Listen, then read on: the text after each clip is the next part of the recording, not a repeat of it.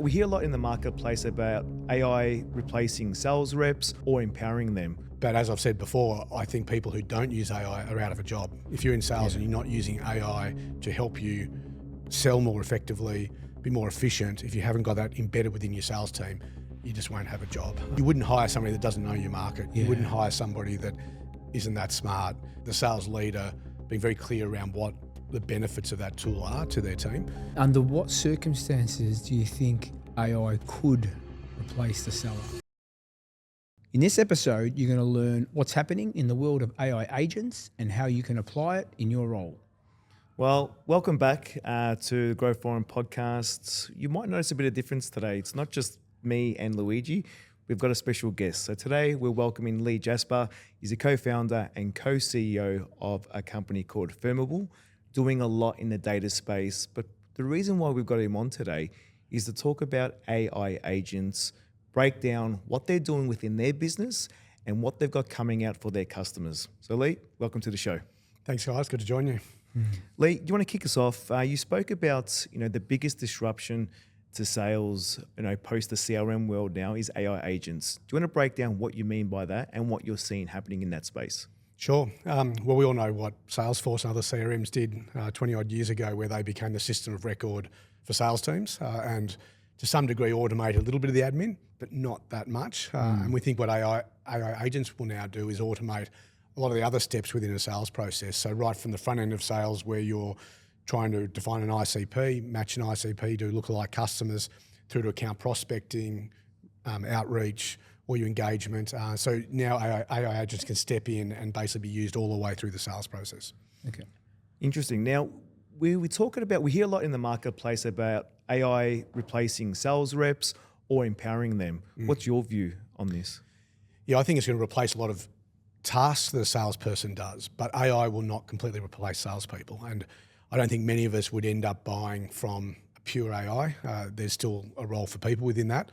But as I've said before, I think people who don't use AI are out of a job. If you're in sales and you're not using AI to help you sell more effectively, be more efficient, if you haven't got that embedded within your sales team, you just won't have a job.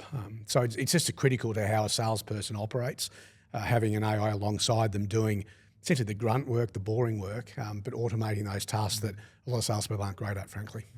I'd love to get your opinion and perspective on this, right? Because you mentioned that you don't see AI replacing sales. Under what circumstances do you think AI could replace the seller? Yeah, I think perhaps on very low touch sales processes. Yeah. So you're buying something online and you don't need to speak to somebody. Perhaps that could be fully replaced by AI. But I think in B2B sales, most of the time, you still want to have somebody that you can talk to. You want to feel comfortable that you've got a contact within an account or within a relationship within a supplier account. So I think with big B2B sales, you're still going to have people, but if it's very high velocity, low touch, I think you could fully replace a sales team. Also, I think though, when I say fully replace a sales team, you still need people to direct your AI agents. Now, maybe in 10 years' time, you have AI agents directing other AI agents and orchestrating the whole process. But I think for now, there's a lot of thinking that goes into architecting and orchestrating a sales process. I mean, the sort of work you guys do, how do you think about going to market? What are all the stages and steps of that? How do you think about your ICP, your unique selling points? There's still a role for a person to do all of that. I don't think that can be replaced by AI. And the reason why I asked that, I know because I've got an opinion, right? And I'm sitting in your camp here, right? That definitely believe a human is needed in the sales process. But when I look at it from a buyer's perspective, I can understand why the concept of humans being replaced, because Gartner shows over 80% of over 80% of buyers would love to have a salesperson-free interaction, which is indicating there's a bit of a challenge. We know that there's a trust gap. Sellers are trying to cut corners. They're not executing the sales process in a professional way. So buyers are like, I don't want to talk to you. You're kind of not adding any value. So I can see in an argument that would say, well, AI could essentially execute it based on a set of parameters. Yes. And the argument could be AI could potentially completely replace a seller. Yeah. I think Look, it's possible. I think it's still a little way off. I don't think we're anywhere close to that happening. And I think in the meantime, if you're a salesperson, you should be using whatever tools you've got to be the most effective you can and to get the best results you possibly can. Possibly in 10 years' time, but I think for now, AI is still not quite there. And what I mean by that is that it's very powerful if used in the right way, but it can also get things wrong. So would I want to trust my entire sales process to AI today? Not quite. I want to stay over it. So even talk about how we sell at Fernville, we're using our own tools, of course, our own agents in the way we prospect, do lookalike, ICP matches, the way we set up all our account intelligence before we make a call, key points to pick up on when we call. So the sales team's using AI, but to augment what they're doing. So that means that a 10-person sales team can arguably be as effective as a 15 or 20-person sales team was 5 years ago. But we still we're not going to get rid of those 10 people. We need people driving the process. 10 years, who knows? But we're dealing in the present in terms of the team today. And that's what I think is a great segue. Walk us through how your agents, your AI agents, are enabling your sales team to become a more effective and really punch outside of, in a pool where you're competing with some really big players, right? Yes, yeah. I mean, the first thing I'd say in the way that we deliver our AI agents is having very high quality data underpinning those agents. Yeah.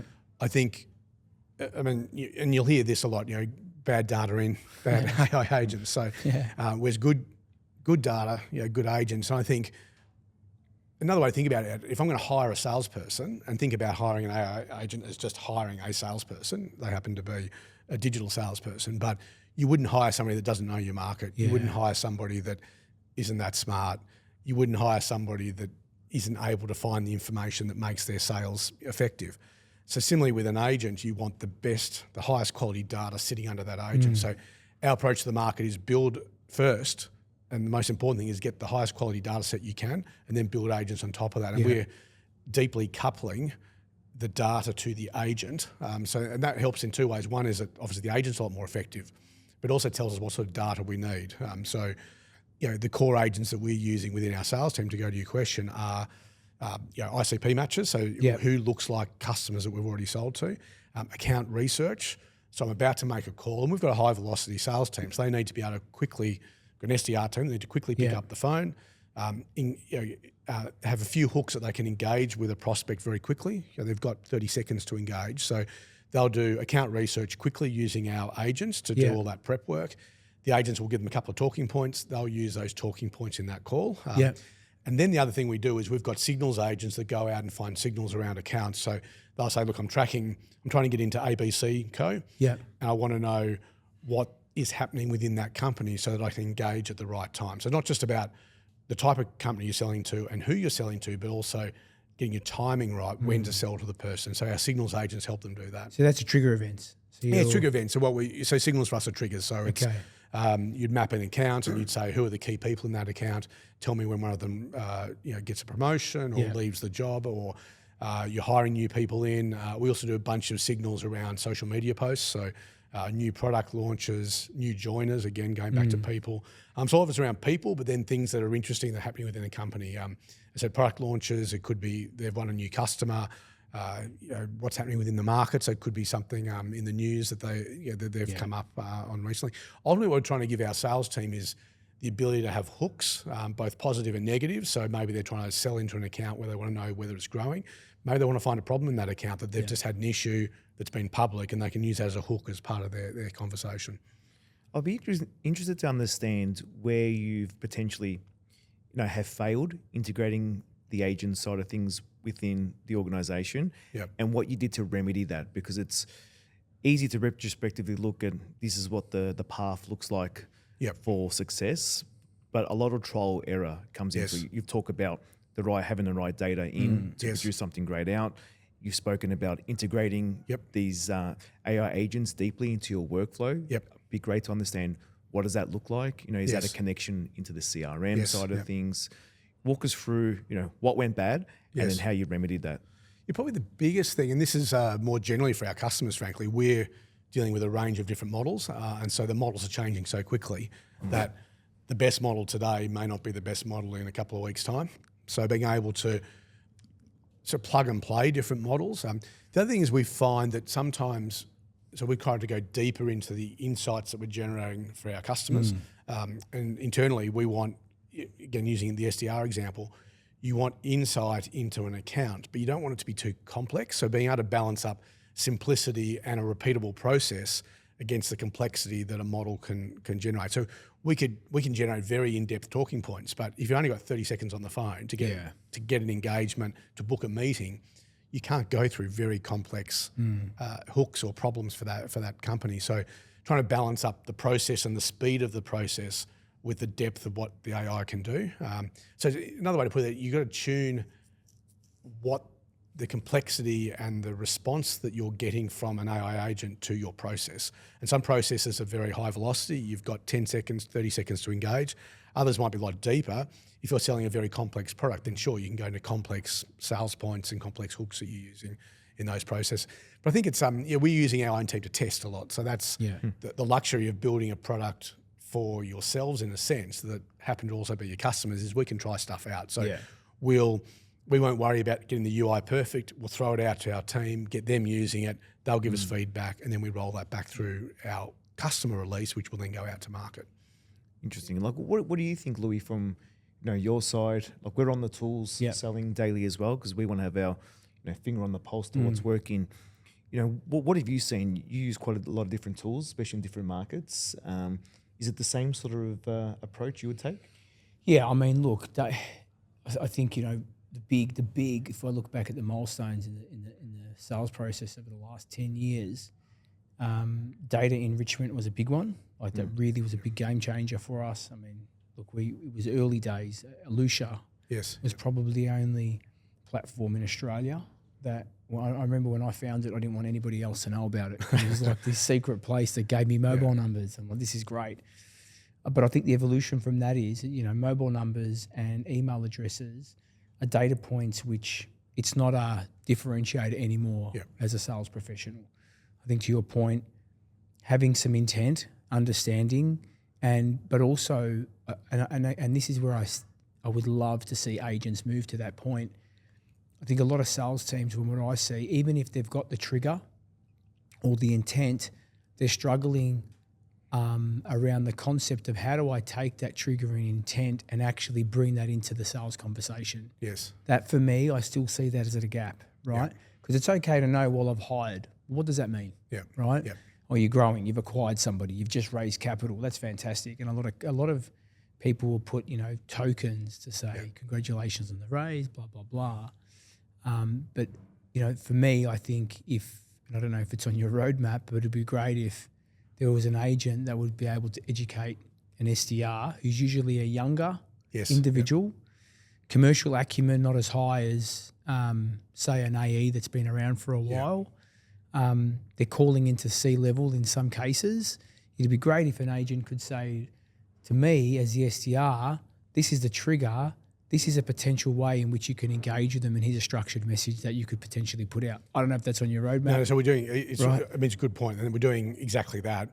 I go to the complexity of, it's where we're tuning at the moment is getting the message right. So you can give, we can get 5 talking points, but you don't have time for 5 talking points. So how do you lift up the right one? But we're on the basis of a couple of things. Not just the company and this is where data becomes interesting.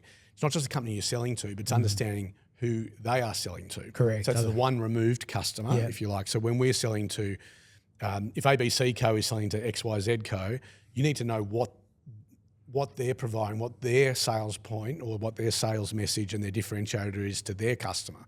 So we're trying to encourage our SDRs on that. But it's a lot of trial and error though, and I think every team will need to tune it in their own way.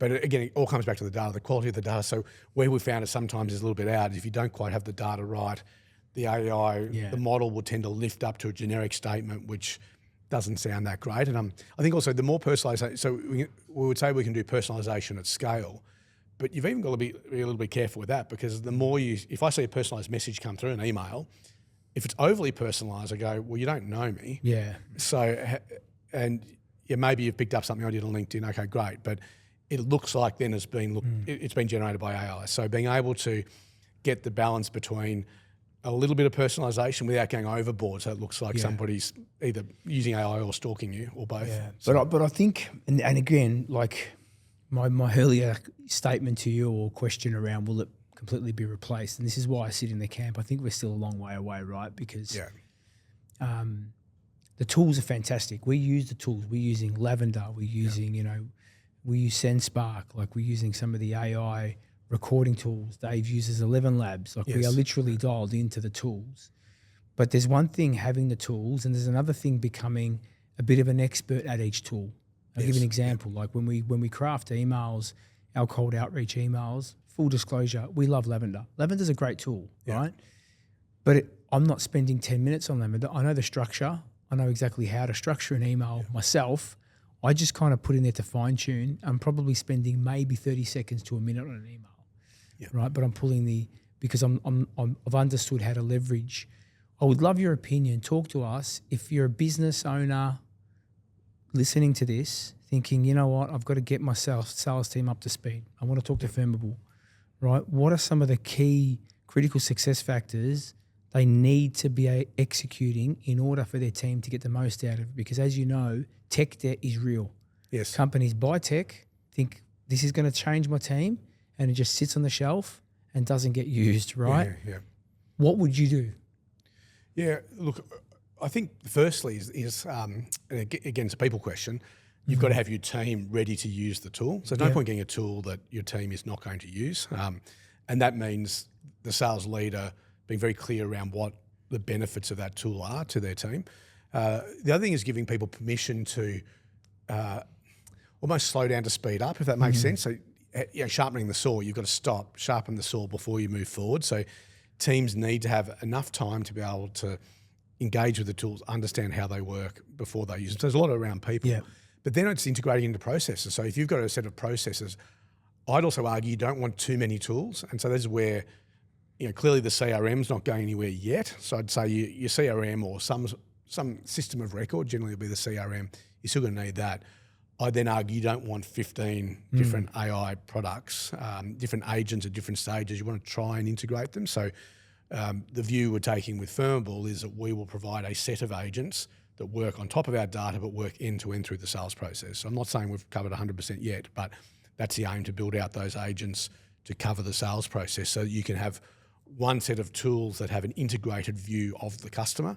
The other thing I'd say is you've got to also understand from a sales team point of view what data you don't have. So if you start with your CRM, again, I think CRMs aren't going anywhere soon, but your CRM is an internal view of the world because it's only customers that you know. It's your existing customers, maybe people you haven't sold to, but or haven't been able to convert yet, but it's still your view of the world. We'd say to really work well in sales, particularly outbound sales, you've got to have an external view of the world. Again, where high quality data comes into play. So I think people recognising the importance of data and having an end-to-end view of data and agents that are tightly integrated through the process.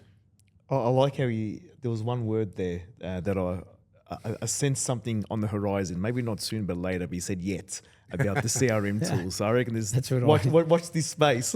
I think they possibly will get, they'll get reimagined, if I put it that way. I know that's a terrible word saying reimagining things, but I think they will flip from being a system of record to being how you start to manage processes. Now, whether the process control sits within the CRM, I'd argue actually sales intelligence will drive, or revenue intelligence, if I take a bit of a broader bucket, will drive into the CRM. So you'll end up, can you come backwards from the CRM or forward from sales intelligence? I think it'll go forward from sales intelligence. HubSpot's got Clearbit. They purchased Clearbit. Now they're getting some data intelligence, and you can additionally enhance data. But I just want to go, because you mentioned, I want to go back a step, right? Again, because we want to make sure this is really tactical. A lot of these sort of platforms, companies leverage from an outreach perspective, right? Sales-led growth, trying to get their team to hit their target accounts. Could you maybe provide a bit of insight into what you've seen? How are companies using your agents for their customer database of accounts that they're existing accounts? Yeah, I think maybe I can take the internal example. It's probably easier because I see it day in, day out. But how our team, so our team will do things. One, they'll often, they'll put a call into an account. It might not go that far. So if I use that example, so they don't quite get they get a connect, they have a okay conversation, but doesn't land a meeting. But we'll put that onto effectively a watch list, if you like, and we will then look, use our signals, our triggers, if you like, to then go back to those customers. So, and we found some success there where an account that wasn't ready might not have said no, but just those weren't ready. But knowing when to go back to them is really important. The other thing for us is timing. So no surprise, we're swapping out some international players. I won't mention any names that don't have the best local data sets. We want to know when their contract's coming up for renewal. So we'll put a time on them. And then in that, if we're waiting 6 months before the right time to strike, we'll then, our triggers, our signals will be building up over that time. If there's something that gives us a good opportunity to go back into a conversation, then we'll use that as part of that sales process. So we've sort of got for pure outreach, but then that nurturing and the coming back to at the right time to the right person, we use a lot of our own data for that. And are you doing it, like, have you seen examples of companies using the tool to protect existing accounts? Yeah, I mean, we're using it, again, we're a pretty new business, so in a sense our account management processes, they're building, but, we haven't been around for 10 years. We're not protecting 10-year-old accounts. So, but yeah, we're certainly, with existing accounts, we're looking at opportunities to upsell as well. So we've got, 5 users. We know they've got, 50 salespeople. So we'll keep an eye on those accounts to look to opportunities to go back in and expand the account. Then the other thing, frankly, as we roll out agents, looking for opportunities to go back to our accounts and upsell the agents that we've got. So when we launched into the market, we were launching as a better data source for Australia and New Zealand. Now that we've got agents on top of that, we're going back to those same accounts saying, well, you're using the data, using that well. Now let's roll out the agents through your process as well. Lee, you mentioned something earlier about, you leveraging all these tools internally for your team. And, we spoke about before hitting record about adoption being a big play within the business. Now, if I'm a, say, established business, I've looked at AI, I've dabbled with a few tools, my team are using ChatGPT and whatnot. How would you recommend they go about looking at implementing some proper AI agents into the business? What should they look for and what they should be wary about before hitting the go button on that? Yeah, I think, well, the first thing I'd say, and maybe step away from sales for a second, just say, as a leader in a business, I think we've all got to use the tools ourselves, and there'll be different tools. But for example, I'm using deep research. It's incredible what you can do. Yeah. And before, I use a lot of Claude as well from Anthropic, but just seeing how much it's stepped up now using deep research. So, we're doing a pitch deck, for example, for the company, getting it to review that pitch deck and go, what's the feedback you'd have for me if I'm trying to pitch to this type of, VC or whomever it is, give me feedback on that deck. Amazing. I'm doing like total addressable market analysis. Amazing. So there's been some incredible use case I've found for myself. And then I talk about that with the team so that everybody sees it as part of their job. If we take another part of our business within the engineering team, they're all using AI co-pilots in their programming. And the best engineers are probably twice as productive. So if an engineer in a software business can be twice as productive using AI, why can't a salesperson be twice as productive using AI? So we're using examples across the business to say to our sales team, look, we're a 10-person sales team, say, how do we become a 20-person sales team without hiring another 10 people, just by using the agents alongside people to become more effective? And so we're looking at everything from, the other thing is looking at the metrics. So I should have said this earlier, actually. We know what our baseline metrics are. I'd expect that our customer acquisition costs should go down dramatically. Maybe not halve, but I'd expect to knock a third off it over the next 6 months as we implement more and more agents through our sales process. Conversion rates should go up at every step. So we know what our numbers are, and we expect to see significant increase in that through the use of AI. But again, let's see, but that's what we're expecting. But being able to track it. So again, it's not that long that these tools have been around, but most people have a baseline pre-AI agents in their business. They should be able to see the numbers. You should be able to see a direct correlation between, as you roll that out, maybe not overnight, but over a 3-4 month process, see an increase in those metrics as a result of implementing AI through the business. What are those metrics that you track? Like, is it purely by individual performance, number of deals closed? Like, what are you tracking to say that this implementation of X project, tick, it worked? I mean, clearly, so the cost of acquiring a customer acquisition cost is key. LTV, like your value of a customer shouldn't change with AI. I mean, maybe you can upsell a bit, but let's assume that's broadly the same. But then our conversion rates, number of calls. So we think, again, an SDR should be way more effective and be able to make a lot more calls. So if they're getting 20 calls a week, they should be able to double that, or at least add 50% to that through spending less time doing research. So you look at the map out the tasks that an SDR has to do, or an AE, you can take any role, but let's use an SDR. The quicker they can do their account research, the quicker they can get on the phone, and the better connects they'll get as well. So we're looking at how many calls are being made, so that gross metric, that's an absolute metric, but then how many are converting to meetings. So again, the meeting ratio should go up as we're making better calls. And again, we're just on the journey like everybody else, so we're not saying we've arrived, but we're seeing good early signs, and we think one of the things, the other thing for us actually is we've got quite a low average deal size across our customer base. Would it even make sense for us to have an SDR team, given that our deal size is about 3,000-4,000 per annum per customer, so very much mid-market? But we're finding it does make sense economically. And I think that's because we're using a lot of tools, we're automating a lot. That we previously maybe 20,000 ARR was per account, and ACV was about the limit before outbound didn't make sense. We think we can make it work at sort of 5 to 10K. So that, because we're way more efficient using the tools that we've got. And again, we somewhat have the luxury of using our own tool set, so we can tweak it and tweak it and convert it and tune it to what we need it to do.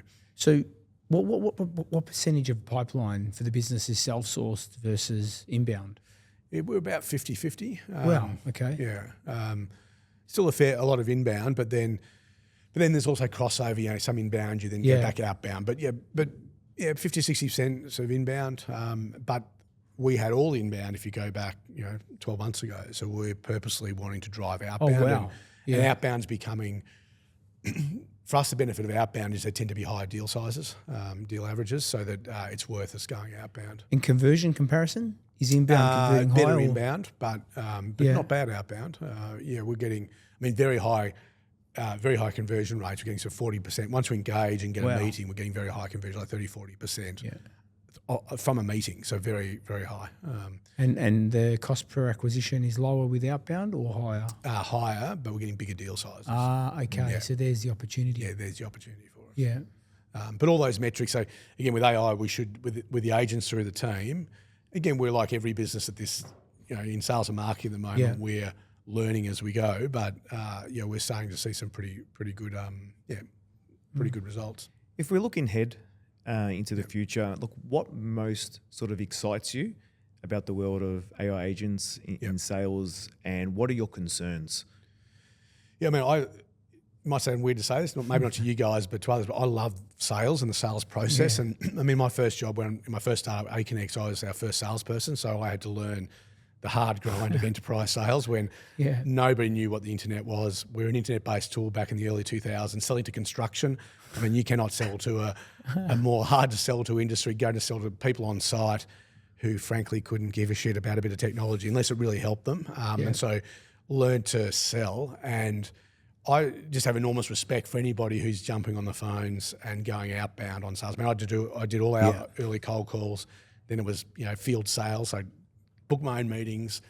So it's SDR, AE, customer success, the whole lot wrapped into one person. And then obviously we built the team as the business grew. But hard.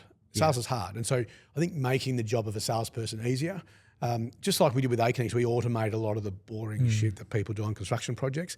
With Firmware, we're automating a lot of the boring shit that salespeople have to do. So if we can make sales teams way more productive, I think the other thing is if you can have conversations with people who are actually going to buy, you waste less time for everybody. Like the last thing I want is somebody being sold to is somebody trying to sell something I don't need. If we can match a good salesperson through the use of AI with a prospect that needs their product, the salesperson's product, then everybody's a lot happier. We're selling to people who are more likely to buy our product. So I think the world of sales can be way more effective, way more efficient, productive from the point of view of the salesperson, but also better from the buyer's point of view, that I'm being engaged with, not with this scattergun approach of people who may or may not buy my product, but actually understanding customers who are likely to buy my product. So I can find 1,000 customers that look exactly like the last 1,000 I've sold to, or the last 100, that makes a far better sales process for both the buyer and the seller. So that's important. But then the ultimate thing is also, I'd love, from a Fernball point of view, for us to be empowering, the engine room of the world's best sales team. So if we can help our customers outsell their competitors, then we've done our job. So they become more successful, we become more successful with them. And at the end of the day, it's a bit like a game of footy. You want to win. In sales, you want to be on the winning team. And if we can power those leading sales teams, then we're happy, they're happy. So.